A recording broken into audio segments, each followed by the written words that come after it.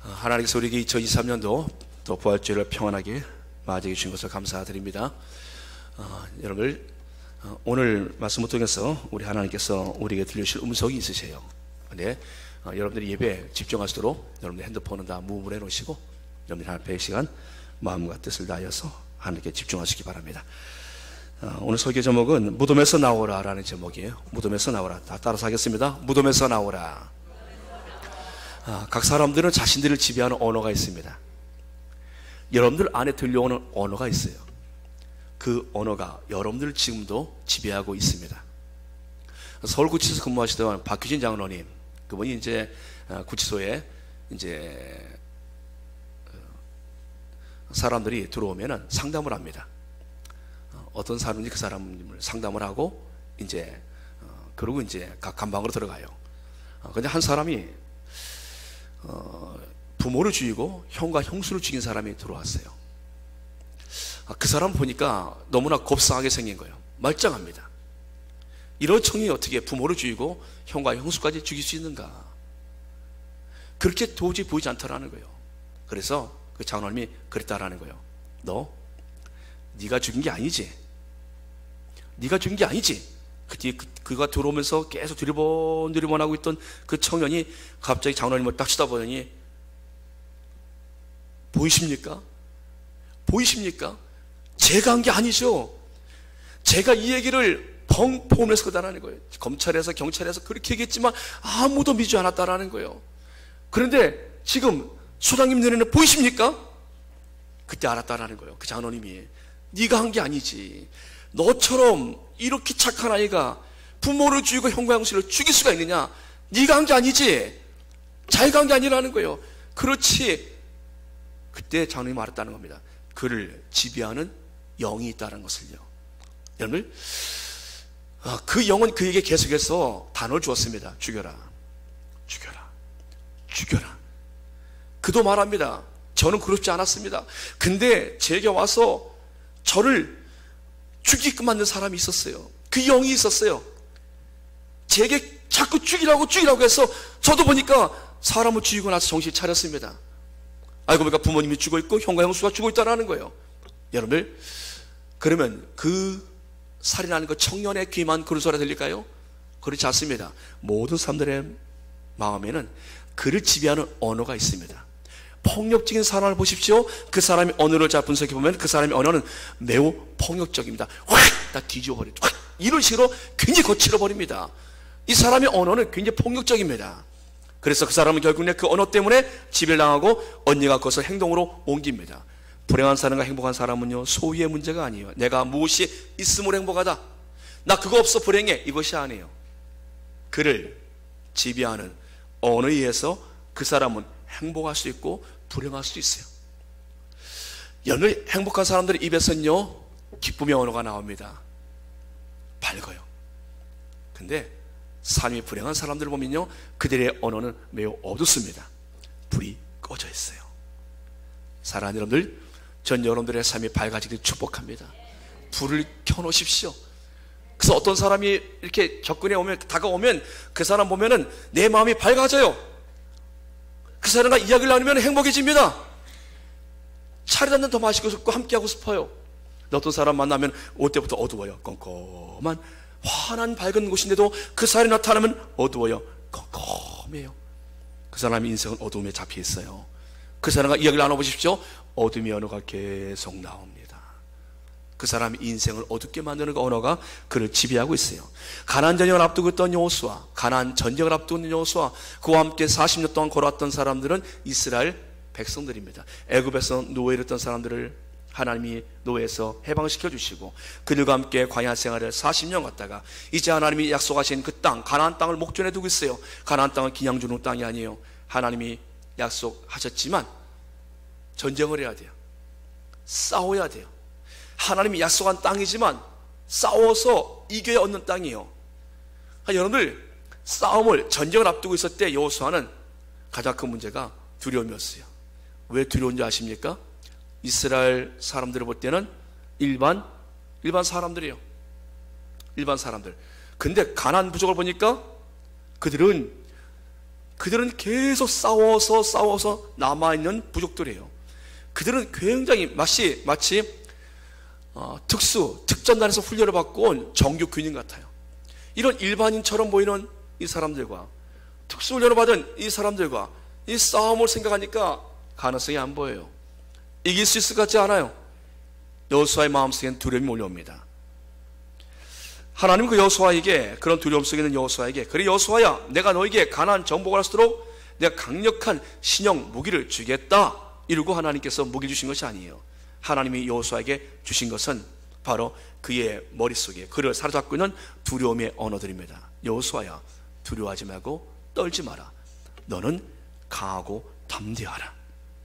두려움이란 단어를 빼내시고 감회란 단어를 집어넣으시고 떨림이란 단어를 빼시고 그 자리에다가 그에게 담대함이란 단어를 넣어주십니다. 그러면서 여호수아에게 말씀하셔. 내가 모세와 함께 했던 것 같이 내가 너와 함께 할 테니까 두려워하지 마. 같이 가자. 여러분들, 여호수아가 이 하나님의 음성에 용기를 얻습니다. 사랑하는 여러분들, 전 여러분들 안에 있는 언어가 바뀌기를 축복합니다. 2024년도 부활절을 맞이해서 주시는 최고의 축복, 내 안에 있는 어둠의 언어가 빠져나가고 하나님이 주시는 밝은 언어. 여러분, 오늘 최고의 언어는 어떤 언어인지 아십니까? 부활절 우리가 가져갈 최고의 언어는 기적이란 단어예요. 기적. 여러분, 기적 중에 최고의 기적이 부활 아니겠습니까? 죽을 여담한 사람이 아니라, 죽을 뻔한 사람이 아니라 완전 죽었어요. 그런 분이 살아나셨습니다. 그래서 부활은 기적의 날이에요. 그리고 이 기적이 우리 모두에게 약속되어져 있다는 것입니다. 사랑하는 여러분들, 사람들은 기적을 믿지 않습니다. 기적이 일어날까? 그래서 우리가 매해마다 부활절을 지키면서 하나님, 주께서, 예수님께서 부활하신 것처럼 우리 인생도 부활할 줄 믿습니다. 기적은 일어날 줄 믿습니다. 자꾸 잃어버리니까 매해마다 부활절을 우리가 지키는 거예요. 여러분, 이사야를 지배했던 하나가 있습니다. 이사야는 남쪽에 있는 선지자인데 북쪽 이스라엘이 멸망이 다가왔어요.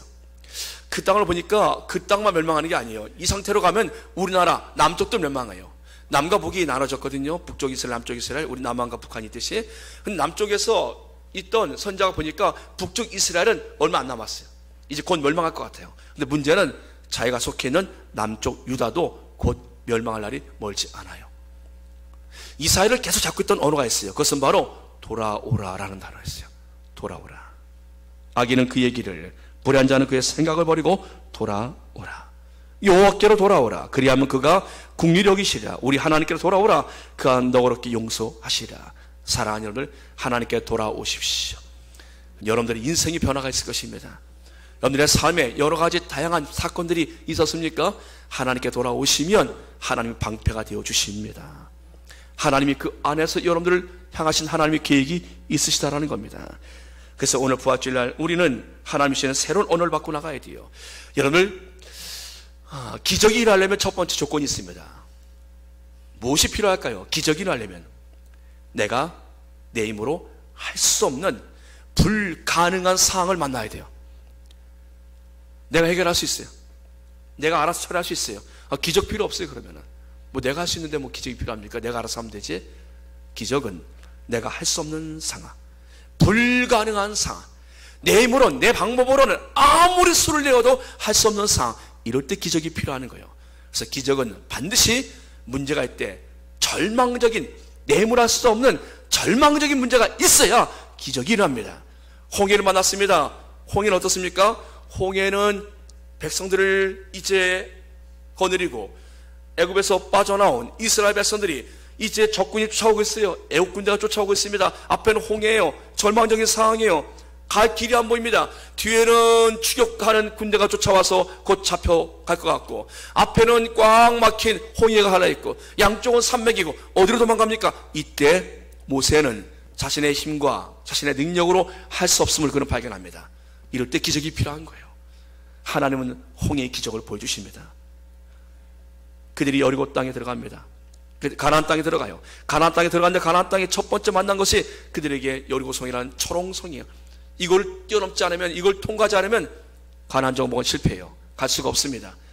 이 성을 어떻게 갑니까? 이 성을 무슨 수로 이 성을 통과합니까? 그들의 힘으로는 불가능합니다. 그들의 힘으로는 도저히 그 성은 함락될 수 없는 성이에요. 기적이 필요합니다. 말씀을 믿고 그들은 돌기 시작합니다. 기적의 시작이에요. 기적의 시작은 말씀을 믿음으로 출발합니다. 따라서 합니다. 기적의 시작은 말씀을 믿음으로 시작되옵니다. 바로 그때부터 시작되는 거예요. 오늘 성경의 본문에 보면요, 부모가 없이 세 형제 자매가 살아요. 오빠 한 명과 여동생 두 명이 함께 이들이 성장을 하고 생활을 합니다. 여러분들, 부모가 없이 오빠가 두 여동생을 거느리며 살았으니 그 오빠의 삶의 무게가 얼마나 힘들었겠어요. 부모가 있어도 힘든데, 부모님이 안 계신 가운데 두 여동생을, 그리고 오빠로서 가정을 지켜놔야 되는 그 중압감은 힘들었을 것입니다. 그의 이름은 나사로. 이 나사로가 두 여동생과 함께 살다가 병에 걸립니다. 아마 삶의 무게가 그를 힘들게 만들었는지 그는 그 무게의 질병에 걸려요. 여러분들, 그 질병은 가정에서 가장 중요한 사람 나사로에게 찾아온 것입니다. 질병은 누구나 올 수 있는 것이에요. 건강관리 잘하고 음식관리 잘하고 좋은 거 먹고 그래도 질병 오더라고요. 보니까 매일같이 고기도 안 먹고 야채로만 식사를 하고 늘 아침에 건강하게 운동하고 몸 관리하고 그렇게 했던 분도 병이 와서 얼마 못 쓰다 돌아가시고. 보니까 병은 누구에게나 올 수 있고요, 그 병은 그의 생명을 삽시간에도 앗아가 버립니다. 아무도 이것을 통제 못해요. 막아내지 못합니다. 질병은 어느 누구나 다 뚫고 들어갈 수가 있습니다. 나사로의 가정은 주님이 머물 만큼 매우 가까운 가정이었어요. 부모가 없다 보니까 아마 예수님께서 그 가정에 자주 머물렀고 그들과 매우 친밀한 관계를 맺었음을 알 수가 있습니다. 나사로의 누이들이 예수님에게 사랑을 보냅니다. 주여 보시옵소서, 사랑하는 자가 병들었나이다. 여러분들, 예수님의 사랑받고 예수님과 그렇게 친했던 사람들임에도 불구하고 병이 왔어요. 이 병으로 인해서 여러분들, 지금 나사로는 죽음에까지 이르게 되어집니다. 병에 걸린 것 자체를 이상하게 생각하지 마십시오. 나는 예수를 잘 믿었는데, 나는 교회 생활을 잘 했는데 왜 예수님께서 나에게 이런 병을 허락하셨을까라고 이상하게 생각하지 마십시오. 사도 바울도 병에 걸렸어요. 그도 자신에게 있는 병을 향해서 사탄의 가시라, 사탄의 가시라, 너무 힘드니까, 너무 찔리니까, 너무 아프니까 사탄의 가시라, 그는 3번이나 간구합니다. 그때 하나님이 바울에게 주신 음성, 내 은혜가 내게 족하도다. 너는 약할 때 온전하여 진다. 바울은 그 사건을, 그때 그 음성을 듣고 나서 아멘이라고 그는 바르지 않았겠습니까? 그 다음에 그는 다시 자기 질병 때문에 기도하지 않아요. 질병을 벗삼아서 그는 살아가지요. 사랑하는 여러분들, 주님은 4절에 나사로의 병에 대해서 이와 같이 말씀하십니다. 이 병은 죽을 병이 아니라 하나님의 영광을 위함이요, 하나님의 아들이 이로 말미암아 영광을 받게 하려 함이라. 사랑하는 여러분들, 우리 주님이 어떻게 해석하십니까? 이 병은 죽을 병이 아니라고 말씀하셨어요. 근데 주님께서 이틀을 더 계시다가 이제 나사로가 있는 곳으로 이제 신방을 가시거든요. 가서 보니까 그 누이가 말해요. 그 여동생이 마르다가, 예수님 일찍 오셔야죠. 벌써 죽은 지가 4일 지났어요. 여러분, 예수님께서 그 소식을 들었을 때는 이미 죽은 지 이틀이 지났을 때였어요. 예수님이 이틀이 딱 오니까 벌써 죽은 지 4일이 된 거예요. 그럼 예수님이 이 소식을 들었을 때는 죽은 사람이었는데 주님께서 말씀하십니다. 이는 죽을 병이 아니라 하나님의 영광을 위한 병이라고 말씀하셨어요. 이미 죽었는데, 끝났는데, 여러분들, 근데 예수님께서 해석을 하십니다. 뭐라 말씀하십니까? 이 병은 죽을 병이 아니라, 이 병은 죽어도 죽은 것이 아니다. 우리가 그를 잠자는 자를 깨우러 간다. 죽었으면 끝난 건 아니겠습니까? 예수님께서 그를 깨우러 간다고 말씀하세요. 여기서 우리 중요한 것을 발견해요. 예수님께서 끝났다 말씀하시죠. 끝난 게 아니에요. 하나님 문법이라는 책이 있어요. 보니까 그 책에 우리 사람들이 실수하는 것이, 하나님이 쉼표를 찍는데 우리 마침표를 찍는다라는 거예요. 하나님은 잠시 쉬었다 가자고 하는데 우리는 다 끝났어요. 다 끝났어요. 예수님께서 그곳에 가니까 마르다가 말합니다. 예수님, 이제 오시면 어떡합니까? 죽은 지 4일이 지났어요. 냄새가 납니다. 예수님 무덤 앞에 가니까 하는 얘기가 그거예요. 냄새가 납니다. 그 안에 썩어서 냄새가 나요. 우리가 피할 수 없는 것이 있습니다. 그것은 바로 산화하고 부패예요. 산화하고 부패. 아무리 새 것을 만들어놔도요, 시간이 지나면 다 색깔이 변질되어져요. 아무리 가장 좋은 재질 갖다 옷을 만들어놔도요, 옷이 시간 지나면요, 옷이 그것도 처음 같지 않아요. 사람의 몸을요, 여러분들이 태어나서부터 여러분들이 열심히 관리해 보십시오. 그래도 거울을 보면은 작년이 다르고 10년과 달라요. 우리 여성분들 좋은 화장품, 최고 화장품 발라서 여러분들 10년 동안 관리해 보십시오. 10년 전과 10년 후가 같을까요? 그때만큼 되질 않아요. 아무리 해도 여러분들 사람의 그 노화되는 이 부분을 막지 못합니다. 산화와 부패를 막지 못해요. 아무리 보관을 잘해놔도 다 부패하게 되어져 있어요. 그러니 이 땅의 법칙이에요. 산화하고 부패한다. 새 것도 다 변질되고, 그리고 아무리 건강한 사람도 다 약해질 수밖에 없다. 특히 죽으면 부패가 빨라집니다. 어머니가 돌아가실 때 저희 장인을 치를 때, 저희 때만 해도 장례식장에 안 가고 집에서 병풍을 쳤어요. 저희 가족이 병풍을 쳤을 때 저는 며칠 지나고 났는데 3일장을 치지 않습니까? 하루가 이틀 지났는데 냄새가 나는 거예요. 봄이었는데 냄새가 나는 거예요. 저는 그 냄새가 지금도 머릿속에 남아있어요. 그 냄새가 무슨 냄새입니까? 어머니 시신이 썩어서 아마 나는 냄새인 것 같아요. 어릴 때지만 그 냄새가 나요. 이미 이것은 따뜻한 나라입니다. 이곳에 장례를 치렀어요. 4일이 지났어요. 부패가 시작되어진 거예요. 그러니까 냄새가 난 겁니다. 그 마르다가 말합니다. 주님, 다 끝났어요. 죽은 지 4일 지났고요, 냄새가 벌써 납니다. 다 썩었어요. 끝났습니다. 주님 말씀하세요. 돌을 치워라. 돌을 넘겨놓으라. 사랑하는 여러분들, 우리는 항상 이겁니다.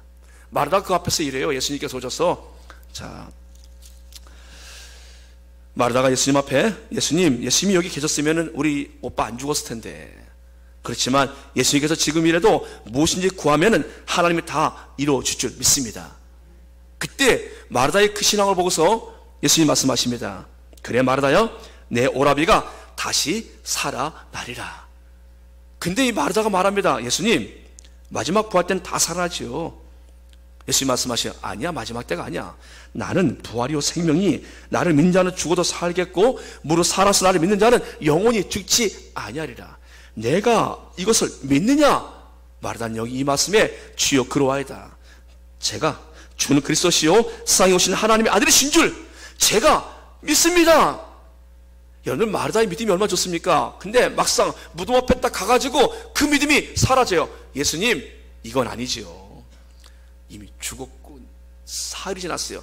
뭐 1시간 2시간 지나면 죽었다 깨어날지 모르겠어요. 근데 죽은 지 하루도 아니고 4일이에요. 썩었어요. 이미 부패가 시작됐습니다. 그런데 그가 어떻게 해? 예수님, 이건 아니죠. 그의 믿음의 한계예요. 여러분, 우리의 믿음이 항상 믿습니다 하면서 사실은 우리의 정말 믿음이 있는가 하면은 막상 믿음이 없어요. 어떤 사람이 기도합니다. 주님, 어려워요. 로또 하나 당첨하게 해주세요. 로또입니다. 로또 하나 당첨하게 해주세요. 사람이 막 기도해요. 근데 어느 날 주님이 나타나셨어요. 그 사람에게 그 말씀하십니다. 너 복권 샀냐? 그래서 복권도 안 샀어요. 어떤 사람은요, 공부 좀 잘하게 해주세요. 하나님 공부 좀 잘하게 해주세요. 이러고 기도하는데 앉질 않아요. 뭐 앉아서 책을 봐야죠. 그래 하나님이 지혜도 주시고 하시지 않습니까? 하나님도 좋은 곳에 취직 좀 시켜주세요. 기도만 해서는 안 돼. 이력서 넣어야죠. 갖다가 회사에 취직하려면 이력서 갖다 넣어야죠. 최소한의 주님께서 말씀하십니다. 돌을 치워라. 무덤 앞에 구리고 돌로 막아놨어요. 이 돌을 치워라 말씀하십니다. 최소한의 돌은 치울 수 있잖아요. 그런데 이 부분에서 마르다는 벌써 죽은 지가 며칠인데 라고는 반응을 합니다. 예수께서 말씀하세요. 내가 내 말을 믿으면 하나님의 영광을 보리라. 사랑하는 여러분들, 돌을 옮겨 놓습니다. 오늘 우리도 마찬가지예요. 우리가 예수를 믿는다고 하면서도 내 안에 있는 불신앙과 부정적인 생각에 사로잡혀 있어요. 일이 안 돼. 될 수가 있겠나. 이 나이에 뭘 하겠다라고 하는 돌이 딱 자리 잡고 있어요. 내 형편은 할 수가 없어 라는 돌이 잡고 있어요. 전에도 안 됐고 지금도 안 될 거야 라는, 여러분들 안 될 줄 믿습니다 라는 이 부정의 신앙이 그 돌로 자리 잡고 있는 거예요. 그 안에 돌을 빼내야 되는데 그 안에 돌이 그를 막고 있습니다. 시도를 못합니다. 기도는 열심히 했는데 돌았으면서 되지 않지. 그런다고 되나? 기도한다고 되나? 이렇게 여러분 왜 기도합니까? 그러면은 돌이 그를 막고 있는 겁니다. 이 돌을 빼버려야 되는 거예요. 주께서 말씀하십니다. 돌을 치워야 그 안에서 살아 걸어 나오지. 돌은 치울 수 있지 않느냐? 돌을 치워라. 사랑하는 여러분들, 기적이 일어나려면 내 안에 있는 하나님을 향한 불신앙적인 돌을 치워야 됩니다. 이 돌이 막고 있으면 안 된다는 거예요. 다들 이 돌에 눌려 있어요. 그래서 사람들은 말합니다. 나는 이렇게 살았고 난 이렇게 살다 갈 거야. 내 인생은 더 이상 여기서 이렇게 살다 말 거야 라는 돌에 눌려 있어요. 여러분 보십시오. 여러분의 삶이 밝습니까? 어둡습니까? 불이 켜져 있습니까? 꺼져 있습니까? 서로 한번 바라보십시오. 당신의 모습을 보니까 불이 어떻습니까? 화납니까? 어떻습니까? 돌이 빠져야, 돌이 치워져야 여러분들 그때부터 기적이 나타납니다. 인생의 기적은요, 내 안에는 돌을 치워야 됩니다. 누가 막아서 안 되는 것이 아니라 내가 그 길을 막고 있어요. 주님 말씀하시나 돌을 치워라. 돌이야 치울 수 있죠. 그거 못하겠습니까? 그거야 할 수 있지요. 그래서 예수님 말씀하십니다. 나사로야 나오라. 죽었는 나사로가 나옵니다. 사랑하는 여러분들, 절망과 무기력함의 무덤에서 나오시길 축복합니다. 여러분 무엇 때문에 무덤에 갇혀 있습니까? 왜 어둠에 갇혀 있습니까? 몸이 안 좋았어요? 여러분의 삶의 상황이 안 좋았어요? 여러분의 무엇에 눌려서 무엇에 갇혀 있습니까? 하나님은 그렇게 우리 인생을 사도록 두지 않으셨어요. 하나님은 하나님으로 인해서 영원토록 즐거워하는 삶을 우리에게 약속하시고 말씀하셨습니다. 여러분들, 세월이 지날수록 점점 더 하나님 때문에 인생이 행복해지는 사람이 있는가 하면, 처음에 잠시 행복했다가 다시 옛 모습으로 돌아간 사람이 있어요. 그 차이가 바로 무엇입니까? 그 무덤으로 다시 들어가 버린 거예요.